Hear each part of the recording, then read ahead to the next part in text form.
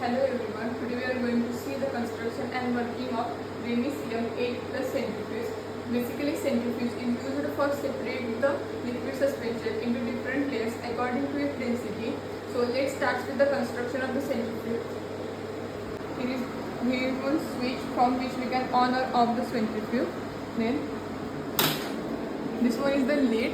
Below the lid you can see this chamber. This one is the rotor which rotates at the high speed. Rotor is connected to the several sample holders in which we place our sample tubes. Then this one is the controlling panel. Here one bidirectional knob is placed to set all the parameters. This display is known as alphanumerical LCD display. Here we can see the number of tubes inserted in the centrifuge. Then the RPM means the speed at which the centrifuge rotates. Then we can set the timer and temperature of the centrifuge. Then the RCF means the acceleration force applied on the sample tube.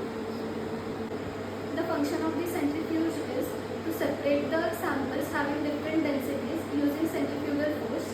The centrifuge works on the principle of gravitational force by which the samples containing different densities separate and form different layers. Now we are going to see the working of the centrifuge. Initially we have to on the electric supply of the centrifuge. Then we must open the lid of the centrifuge. After opening the lid, we have to place the sample tubes inside the sample holders. If we are going to place only single sample, then we have to add a blank sample tube opposite to the original sample tube.